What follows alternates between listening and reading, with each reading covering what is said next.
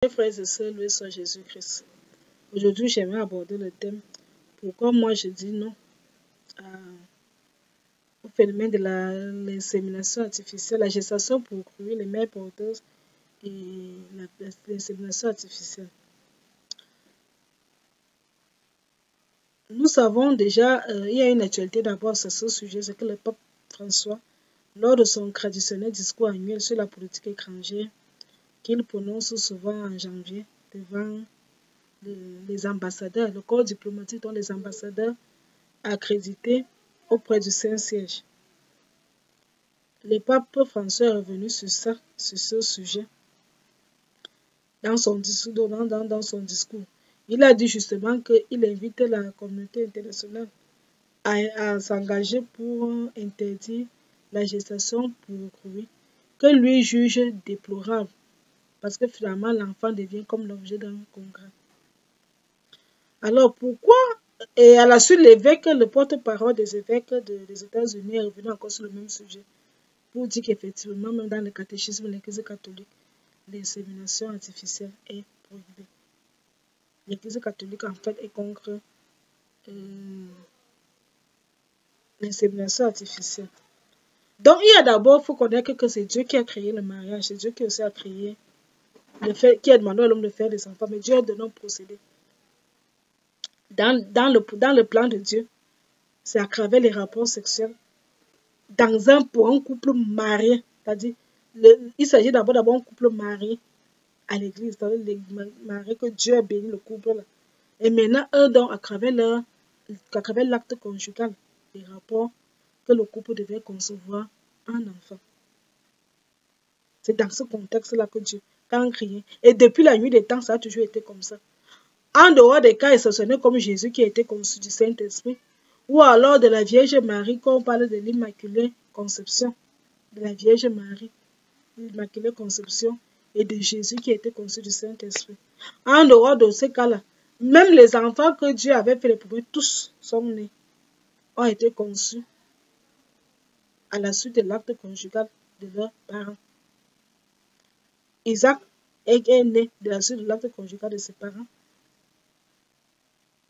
Donc, tous les enfants, même les enfants de la promesse, sont nés comme ça, même les prophètes.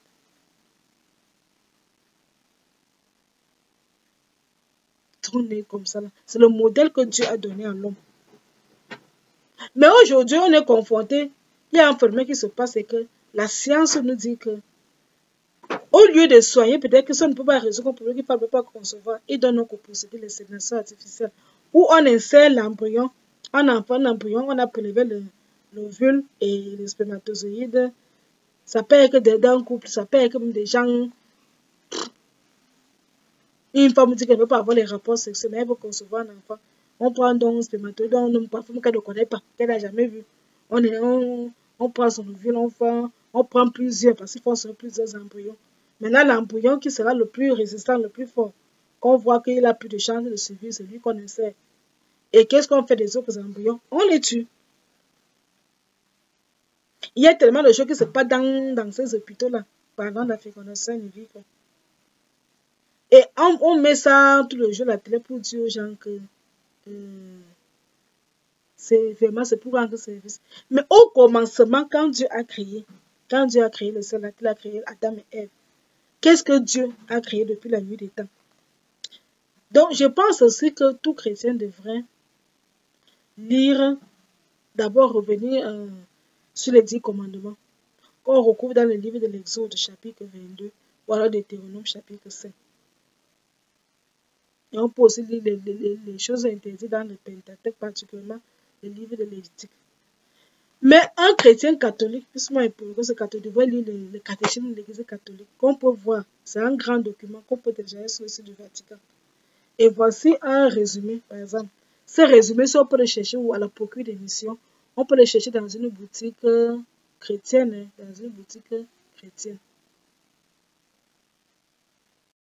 Voilà, on peut voir dans une boutique chrétienne. On peut avoir le catéchisme de l'Église catholique. Dans ce catéchisme de l'Église catholique, on voit, c'est un catéchisme qui est divisé, qui parle de tout. C'est divisé en 3 parties. La première partie parle de la foi. On explique le credo. On explique aussi la position de la Vierge Marie dans l'église. La deuxième partie traite particulièrement des sacrements. Hein. Traite particulièrement parle des sacrements. Donc, on dit que c'est la célébration du mystère chrétien. Mais ça parle essentiellement des sacrements de l'église.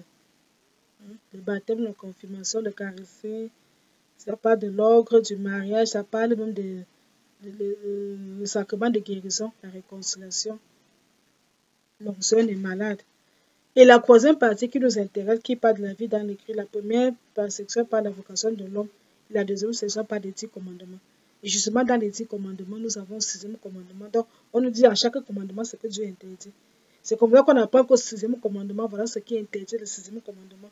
Quand on dit que tu ne commettras pas d'adultère, le 6e commandement interdit donc l'adultère, la fornication, l'inceste, l'homosexualité, le concubinage ou union libre, la zoophilie, les partous, le nudisme, l'échangisme, changer les partenaires, l'insémination artificielle ou fécondation in vitro.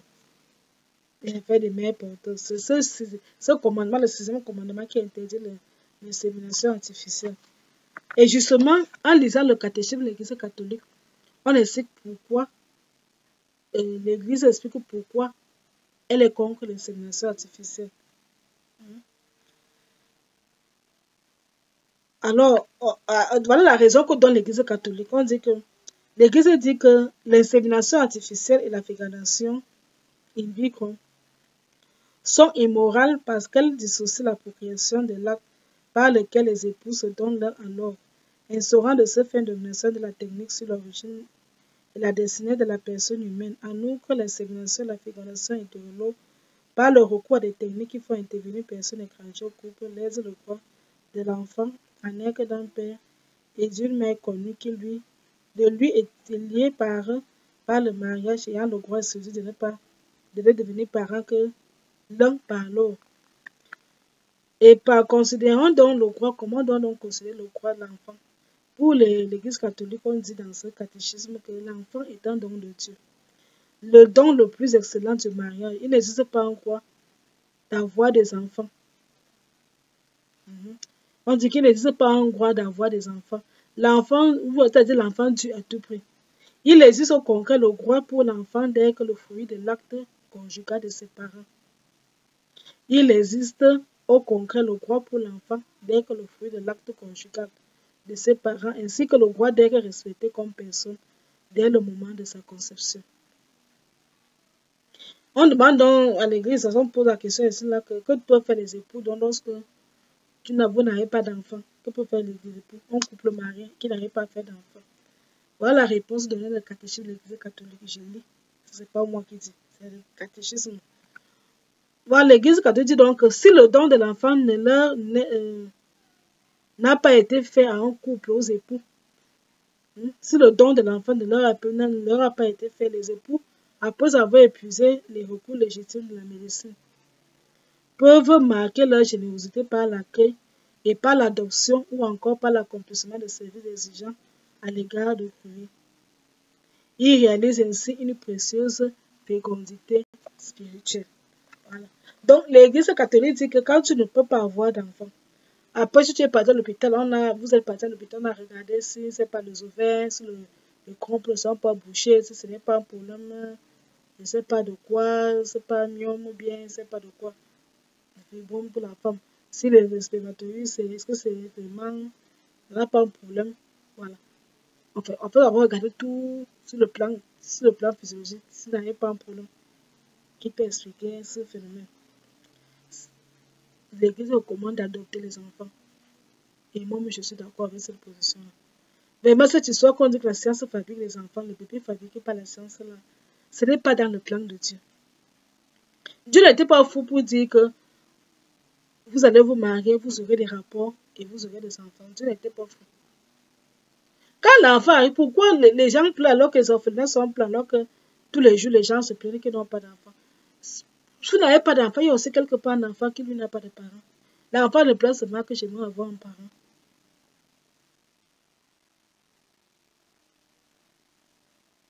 Et puis même, est-ce que Jésus mettait adopté par Joseph qui n'était pas son père biologique. Même au ciel, on dit que même si tu peux au ciel maintenant, Joseph est toujours le père de Jésus. Jésus était toujours comme le père. On dit que parmi les grands saints du ciel, il y a Joseph. Parce qu'au ciel, Joseph tient toujours le rôle de père. Joseph tient toujours le rôle de père. Pourtant, ce n'était pas le père biologique de Jésus. Il a adopté un enfant qui n'était pas le sien, mais il a adopté cet enfant. Même après sa mort, même quand il est mort au ciel, Joseph est toujours considéré comme le père. Et c'est lui prend une place que personne ne peut le ravir. Au ciel, Marie est la mère. Au ciel, Joseph est le père. Il a adopté un enfant qui était de ses pasteurs demandé. Et le fait qu'il a adopté, ça lui a ouvert, de lui a donné une grande place au ciel. Quand on prend la litanie des saints. Après la Sainte Trinité, après la Vierge Marie, après les anges, après peut-être que Saint Jean-Baptiste, c'est vrai que Saint Joseph. Tout le reste, là, les apôtres, les prophètes, les patriarches, tous les autres saints, la pape, tout cela vient après Saint Joseph. Tout cela vient après Saint Joseph. Parce qu'il a accepté ça. Pourquoi les parents de Jésus ne veulent plus? Les enfants que Dieu a donnés aux couples qui n'arrivaient pas à concevoir, les enfants qui sont nés de couples dans la Bible, qui n'avaient pas concevoir, ont dû être conçus à travers l'acte conjugal des rapports sexuels de leurs parents. Et aucun de ses parents, même s'il a couché dans la vieillesse, n'a même pas, on l'a opéré. Ça veut dire que même étant dans la vieillesse, si tu as dit que tu vas avoir un enfant, tu vas avoir. Et si c'est le plan de Dieu, tu vas coucher avec ton enfant sans qu'on ne t'opère. Dieu est tout puissant. On dit souvent que Dieu est omnipotent, omniprésent et omniscient. Il est capable de le faire. Sarah a conçu étant déjà âgée. On n'a pas fait de fécondation in vitro. Et elle a accouché normalement. Rebecca a eu les problèmes de stérilité. À la fin, après avoir prié, Dieu lui a donné un enfant. Rachel, la deuxième femme de Jacob, a eu des problèmes pour concevoir, mais elle a fini par concevoir. Elle a eu 2 enfants, Joseph et Benjamin. Anna, mère de Samuel, a eu des problèmes. Tous les jours, elle partait à Silo, au temple. Et un jour, le prêtre, lui qui l'a couvert en cas de prier, lui a dit que braque ma fille, tu auras ton enfant. Quand elle est rentrée, elle a conçu à Samuel avec Elkanah, son mari. Et elle a remis cet enfant à Dieu. Parce qu'elle avait promis à Dieu, tu me donnes un fils, je vais te le rendre pour qu'il te serve. Et donc, quand elle a servi l'enfant, elle a laissé l'enfant au temple. Et Dieu a appelé le prophète Samuel pour le servir. Élisabeth, la mère de Jean-Baptiste, avec son mari Zacharie, n'arrivait pas à concevoir. Élisabeth était il y a d'un âge avancé. Elle a conçu. C'était à la suite des prières. Et un jour, l'ange Gabriel est apparu à Zacharie au temple. Quand il était au service au temple, Élisabeth a conçu de son mari Zacharie. On n'a pas entendu que quand Élisabeth a couché, malgré l'âge avancé, on a opéré, on a fait ça. La mère de Anne et Joachim, n'arrivait pas à concevoir. Mais Dieu a opéré le miracle, l'immaculée conception. Pendant que Joachim était loin, Anne était là. Anne a pu concevoir un enfant. Comment Dieu a fait pour faire ça, le miracle, c'est reste un mystère. Dieu est le même. Dieu n'a pas changé. C'est nous qui pensons que Dieu a changé. Le Dieu qui a fait les miracles autrefois pour certains parents, pour certains couples qui n'arrivaient pas à concevoir et qui priaient. Et ce qui me fait remarquer dans ce couple, c'est que ce n'est pas parce que la femme n'arrivait pas à concevoir que la femme est partie tromper son mari pour dire qu'il va faire un enfant dehors. Ils sont restés fidèles. Hein. Si Abraham, ils sont restés fidèles. Abraham est resté fidèle à sa femme Sarah jusqu'à la vieillesse. Il aurait pu chercher d'autres femmes. Il a même les serviteurs. Il a même les esclaves. Non, Abraham est resté fidèle. C'est Sarah elle-même qui, du temps de la promesse de Dieu, est partie prendre Agar pour mère. Mais même jusque-là, Dieu lui a dit que ce n'est pas l'enfant d'Agar qui sera ton héritier. C'est Isaac, ton enfant. Et elle a fini par concevoir. Ce n'est pas Abraham qui va chercher une autre femme. Zacharie n'est pas allé chercher nos copains pour dire comme ma femme là, Isabelle n'arrivait pas à accoucher. En tant que prêtre, il est resté fidèle. On qualifie de Zacharie d'un homme pieux, d'un homme juste. C'était le Lévite, c'était un Lévite, un homme pieux, un homme juste, le prêtre Zacharie. Il n'est pas allé dire qu'il m'avait cherché nos comme ma femme n'arrivait pas à accoucher. Bon, non, il est resté fidèle, mais tout le jour prier Dieu. son seul problème était ça. Quand maintenant Dieu vient lui dire alors que tu auras un enfant, que tu vas donner le nom de Jean, le gars demande encore que à mon âge, c'est pas encore. Alors que c'est tout ce qu'il demandait à Dieu tous les jours. Mais quand Dieu lui dit, bon, c'est aussi été aussi, ça arrive aussi aux hommes, mais Dieu lui a donné un enfant. Elisabeth n'est pas allée chercher, non, c'était une femme digne, moi les femmes dignes. Mais aujourd'hui, les réseaux sociaux, vos coachs, vos influenceurs vous disent que non, quand une femme est mariée, n'arrive pas à coucher. On dit que ma chérie, cherche un autre homme te faire un enfant. C'est ça qu'on vous dit, vos coachs, c'est pas influenceurs là vous disent. Mais est-ce que vous pensez à Dieu dans le plan? Quand Dieu a créé, parce que tout ce qu'on parle en parlant du début, quand Dieu a créé, la règle de Dieu était quoi? Anne et Joachim qui ne concevaient pas. Pourquoi n'ont pas cherché que Anne va coucher avec un autre homme et Joachim va chercher une autre femme, une deuxième femme? Pour dire que comme Anne n'arrive pas à coucher, il va chercher, quand il va me donner polygame, il va chercher une autre femme. Anne et Joachim sont restés. Ils ont même devenu âgés, mais ils priaient tous les jours. On les insultait tous les jours qu'ils n'arrivaient pas à concevoir. Joachim on dit qu'il est parti faire les offrandes. Le prêtre qui dit que toi tu viens faire, tu n'as pas d'enfant. Parce que quand tu étais stérile, c'était comme une, je sais pas, comme une malédiction. Il est parti pleurer. Là où il avait ses propos là-bas pour dire à Dieu que quand la honte. Et Anne était de son côté, disant à Dieu, donne-moi mon enfant. Je vais faire comme mon homonyme là. Dès que je vois ton enfant, je la laisse au temple. Et c'est comme ça que Anne va concevoir la Vierge Marie. Et elle va tenir la promesse, elle va prendre la Vierge Marie. Elle va laisser la Vierge Marie au temple parce qu'elle a grandi au temple. Elle a tenu la promesse qu'elle a fait à Dieu. Et donc pourquoi quand l'ange va apparaître à Marie, va dire comment cela se fera-t-il? Parce que la vie avait conséqué sa virginité à Dieu. Pourquoi donc ces gens, ces patriarches bibliques, ces gens qui étaient pieux, qu'on qualifie de justes, et n'ont pas possédé par les méthodes humaines. Les méthodes humaines qui veulent aujourd'hui que quand un homme n'arrive pas à faire un enfant avec sa femme, il va chercher une deuxième épouse. Ou alors il va faire un enfant dehors qu'il va ramener à la maison. Ou alors quand une femme n'arrive, qu'on croit que c'est son mari qui a des problèmes, elle va chercher un autre homme dehors pour faire un enfant et ramener cet enfant-là dans le couple. Ou alors aller chercher les fécondations in vitro. Comment vous proposez ça? On pas à l'hôpital, on fabrique un enfant, les pouvettes. On prend l'ovaire par la science, après on essaie. Pourquoi? Et l'église catéchisme, l'église catholique, que j'ai lu tout à l'heure pour dire que si tu n'arrives pas à concevoir un enfant, il faut en adopter un. C'est ce que l'église recommande. Et tout le monde devrait lire le catéchisme de l'église catholique. Parce que moi, je m'adresse aux autres. Moi, je m'adresse aux catholiques. Parce que chaque église a son catéchisme. Je ne peux pas parler pour les protestants, ni pour les autres églises, les églises éveillées. Je ne connais pas votre catéchisme, je ne connais pas comment le fondement de vos églises. C'est basé sur quoi? Je ne peux pas parler de ce que moi je ne maîtrise pas. Moi, je parle de ce qui nous intéresse. Nous, en tant que catholiques, nous disons que notre catéchisme de l'église catholique, dans le 6e commandement, interdit l'insémination artificielle, la fécondation in vitro, les mères porteuses. Et parce que cela n'est pas est concret à la volonté de Dieu. L'église catholique recommande que tu n'arrives pas à faire d'enfant. Malgré les soins de la science, tu vas adopter un enfant. C'est ce que l'église recommande. C'est écrit noir sur blanc dans le catéchisme de l'église catholique. Si tu n'arrives pas à faire d'enfant, l'église te recommande d'aller adopter un enfant au lieu d'aller faire les fécondations in vitro. C'est écrit, dit que noir sur blanc. Donc, vous n'avez qu'à prendre le catéchisme de l'église catholique, le lire, et là, les choses seront claires. Et moi, je suis d'accord parce que c'est la volonté de Dieu. C'est la volonté de Dieu. En adoptant un enfant, vous rendez service à Dieu. Vous rendez service à la société.